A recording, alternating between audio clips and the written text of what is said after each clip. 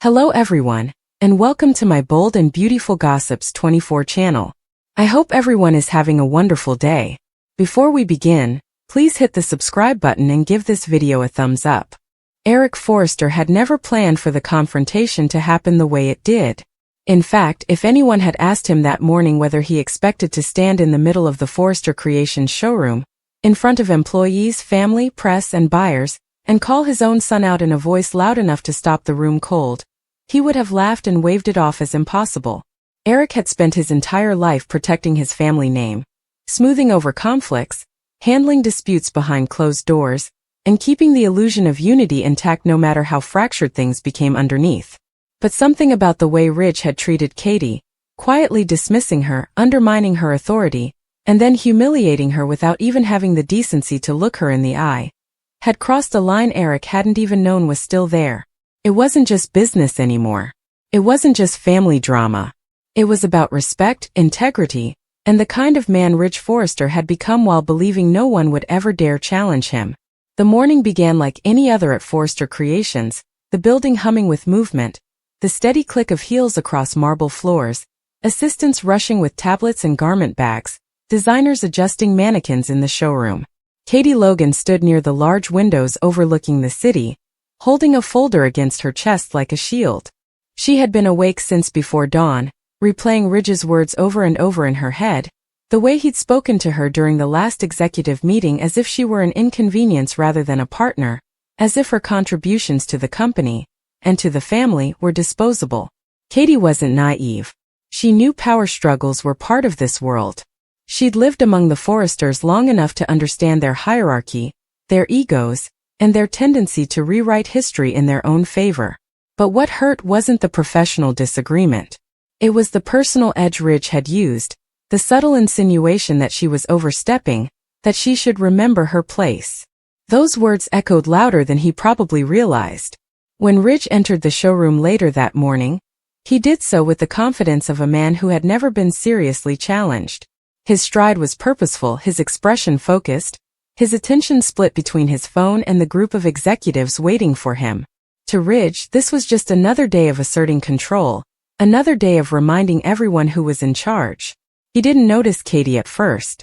Or maybe he did and chose not to acknowledge her. Either way, the result was the same. She stood there feeling invisible, feeling small in a room where she had once felt valued.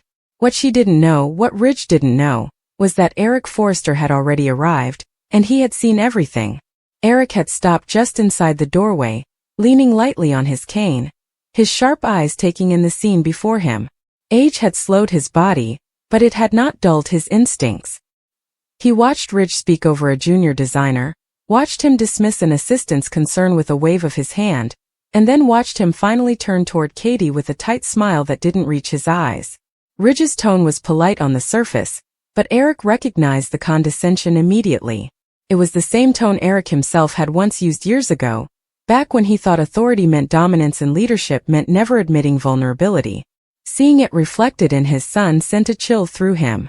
The meeting began as scheduled, but tension hung thick in the air. Ridge led the discussion, outlining changes to the upcoming line, making unilateral decisions that affected multiple departments. Katie attempted to interject more than once, calmly pointing out financial implications, suggesting alternatives that would protect both creativity and stability. Each time Ridge cut her off, his impatience barely concealed. At one point he leaned back in his chair and said, "Katie, we've already covered this. I don't need a lecture on numbers." The room went silent. Several heads turned toward Katie, sympathy and discomfort written across their faces. That was when Eric straightened, his hand tightening on his cane.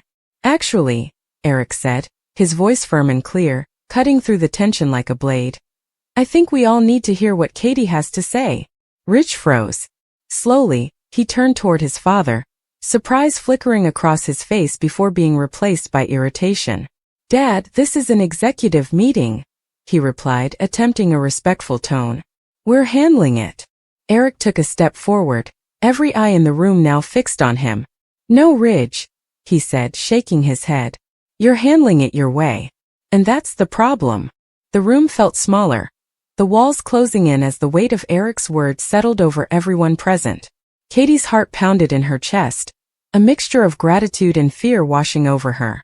She hadn't asked for this. She hadn't wanted a public showdown. But part of her, an exhausted, wounded part, felt relief that someone was finally seeing what she'd been enduring. Ridge stood up, his jaw tightening. "If you have an issue with how I'm running things, we can discuss it privately," he said, glancing around the room. "This isn't appropriate." Eric didn't back down. "What's not appropriate," he said sharply, "is the way you just spoke to Katie. The way you've been dismissing her, undermining her, and treating her like she hasn't earned her place here." Murmurs rippled through the room. Ridge scoffed lightly, a defensive smile tugging at his lips. "That's not what's happening. This is business." Eric's eyes hardened. "Don't insult my intelligence by hiding behind that word. I built this company. I know the difference between tough business decisions and personal disrespect. And what I just witnessed was the latter." Katie swallowed hard, her eyes stinging with unshed tears. She stared down at the folder in her hands, afraid that if she looked up, her emotions would betray her. She had spent years proving herself, fighting to be taken seriously, and in that moment, hearing Eric validate her experience felt almost overwhelming. Ridge ran a hand through his hair, frustration evident. "So what is this, Dad? You're taking sides now." Eric didn't hesitate. "Yes," he said simply. "I am." The word landed like a thunderclap. Ridge stared at his father, disbelief etched across his face. "You're choosing Katie over your own son?" Eric sighed, the sound heavy with disappointment rather than anger. "I'm choosing what's right," he replied. "And right now you're wrong." Silence fell again, thicker than before. Eric turned his attention to the rest of the room, his voice steady but carrying undeniable authority. "Katie Logan has been a vital part of this company for years. She's smart, she's dedicated, and she cares deeply about Forrester Creations. She's earned respect, not just because of her title but because of her integrity. And I will not stand by while she's treated as anything less." Ridge clenched his fists, his pride visibly wounded. "You're making this bigger than it needs to be." "No," Eric countered. "You made it bigger the moment you forgot that leadership isn't about silencing people who challenge you. It's about listening, especially when they're trying to protect what we've built." Katie finally looked up, meeting Eric's gaze. There was warmth there and something else too, regret. As if Eric wished he'd spoken up sooner. "I never wanted to cause problems," Katie said quietly, her voice trembling but strong. "I just wanted to do my job." Eric nodded at her. "And you have. Exceptionally." Ridge looked away, jaw tight, clearly struggling between defensiveness and the uncomfortable truth settling in his chest. For a brief moment, he looked less like the confident CEO and more like a son being scolded by his father. But pride won out, as it so often did.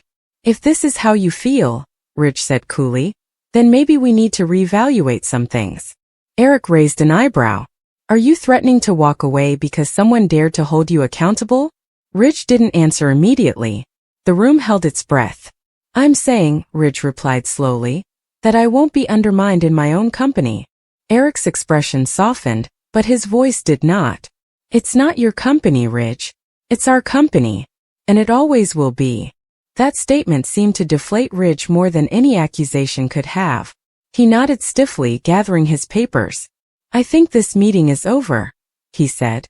Eric didn't stop him as Ridge walked out, the tension trailing behind him like a storm cloud. When the doors closed, the room exhaled collectively. Eric turned back to Katie, his gaze gentle now. "I'm sorry," he said. "I should have spoken up sooner." Katie shook her head, emotion finally spilling over as tears filled her eyes. "Thank you," she whispered. "That means more than you know." As the room slowly emptied, Eric and Katie stood together, the weight of what had just happened settling in. This wasn't just a confrontation. It was a turning point. For Ridge, for Katie, and for the Forrester family itself. Because once Eric Forrester chose to speak out, there was no going back to the way things were. The balance of power had shifted and everyone knew it. The air in the showroom still vibrated from the confrontation. The clatter of heels and low murmurs of employees felt distant now, almost as if the entire building had taken a collective breath. Katie held her folder tightly to her chest, trying to collect herself.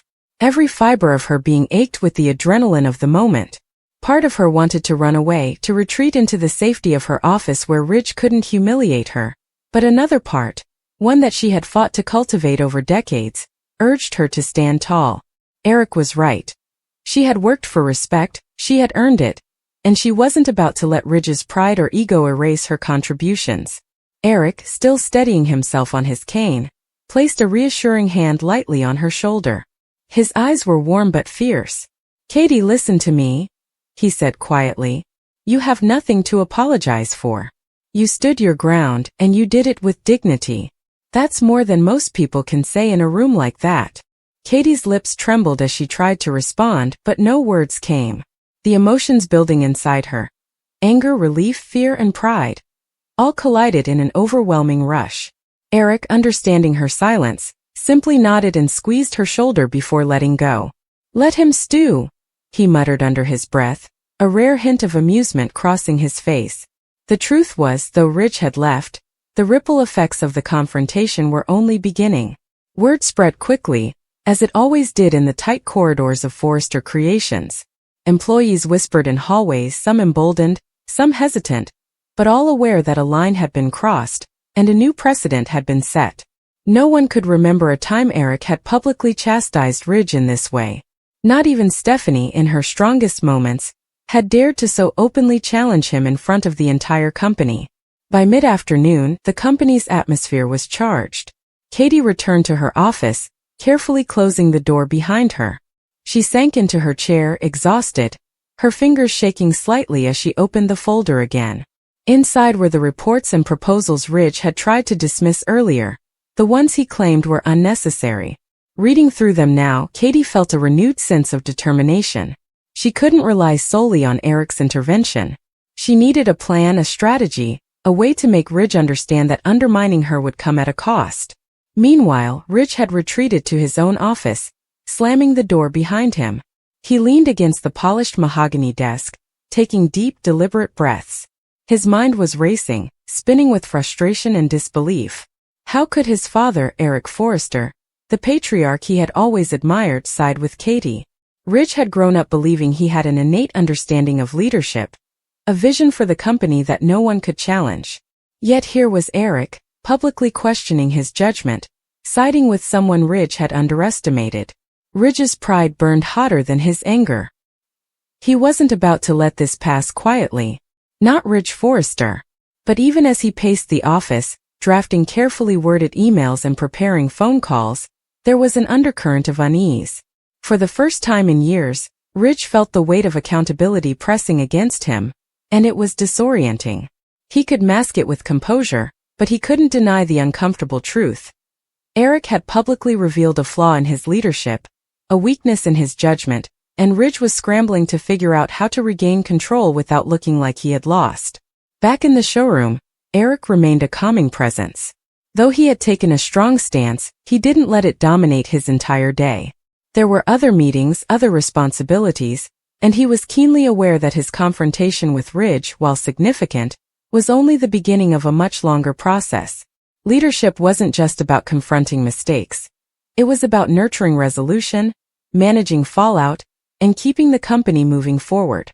As the afternoon wore on, Katie received a text from Brooke, who had heard about the confrontation from someone in marketing.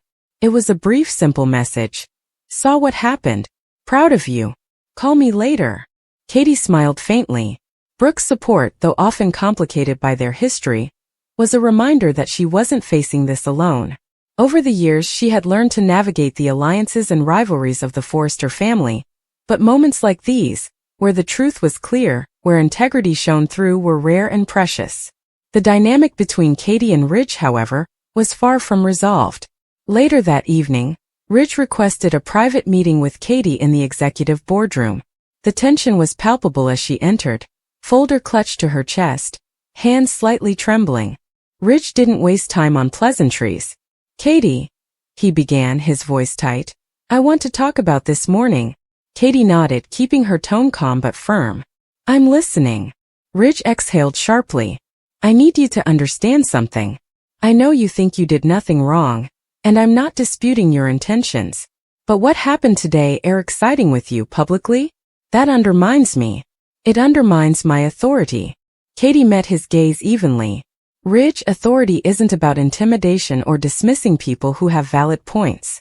It's about earning respect, not demanding it. And this morning you didn't earn respect. You lost it.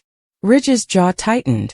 He wanted to argue, to remind Katie of his vision, his decades of experience, his own achievements within the company. But every argument felt hollow in the wake of Eric's words.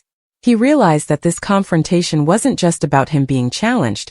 It was about his inability to recognize when someone else had wisdom and experience worth listening to. I don't deny I could have handled things better, Ridge admitted finally, the words tasting bitter as they left his mouth. But you have to understand, being questioned in front of everyone like that, it feels like an attack. Even from my father. Katie softened slightly, recognizing the vulnerability hidden behind Ridge's pride. I understand how it feels, Ridge. I've felt underestimated, ignored, dismissed more times than I can count. But the point isn't about feelings, it's about how we run this company together. We can't let ego dictate decisions that affect everyone here. Ridge nodded slowly. He knew she was right, even if his ego didn't want to admit it. The conversation, though tense, was a necessary step. It was a reckoning of sorts, a chance to recalibrate the balance of power and mutual respect. As the evening descended, Eric returned to his office, reflecting on the day's events. He thought about Ridge, about Katie, about the company he had spent a lifetime building. The confrontation had been risky, even unprecedented.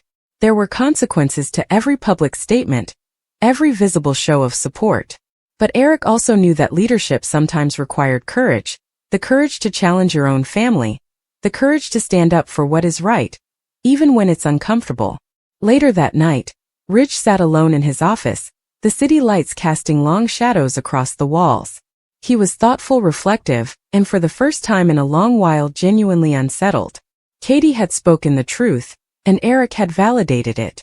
Ridge realized that moving forward, he needed more than pride and strategy.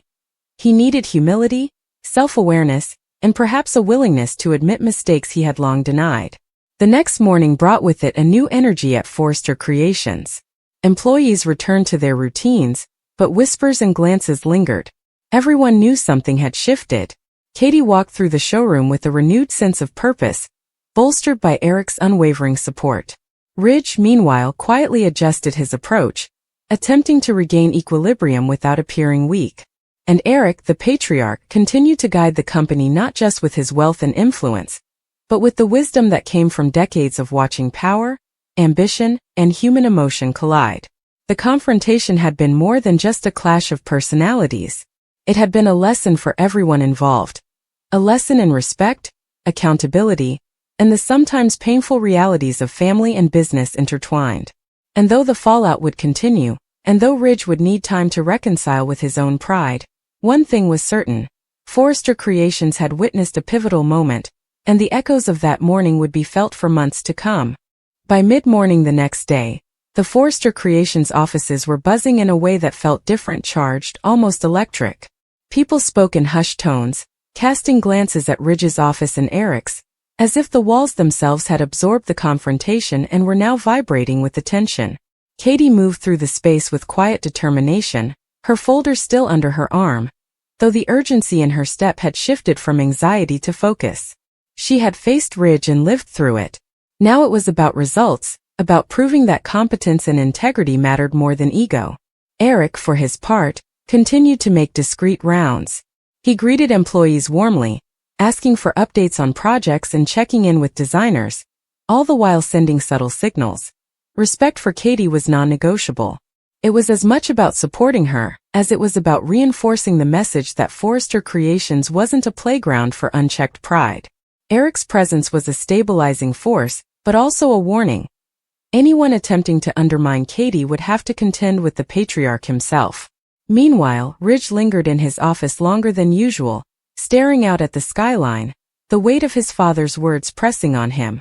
His mind churned with strategy, with excuses, with defensive arguments, but beneath it all he knew Eric was right. Katie had been undermined, and he had been careless, allowing ego to cloud judgment. For Ridge, that realization was bitter medicine, difficult to swallow but necessary. He knew that moving forward he had to recalibrate, not just as a leader, but as a man who wanted to retain credibility, both with the company and the family. Later that afternoon, Katie returned to her office, her thoughts interrupted by a knock on the door. It was Steffi carrying a stack of design proposals. Her expression was a mixture of curiosity and concern. "Katie, I heard about this morning. Are you okay?" she asked, her voice soft, almost tentative. Katie gave a small, grateful smile. "I'm okay," she said. It was intense, but it had to happen. Sometimes people need to see the truth, even if it's uncomfortable. Steffi nodded slowly, sensing the gravity of the moment. "You know," she said quietly, "Ridge, he's not used to being challenged, but maybe this will make him think twice next time. About respect. About listening. About us." Katie nodded, her heart swelling with cautious hope. For the first time in months she felt a sense of momentum, a feeling that maybe, for the first time in a long while, the company and the family might finally begin to realign. And with Eric standing firmly in her corner, she realized that some battles, no matter how public or difficult, were worth fighting and winning.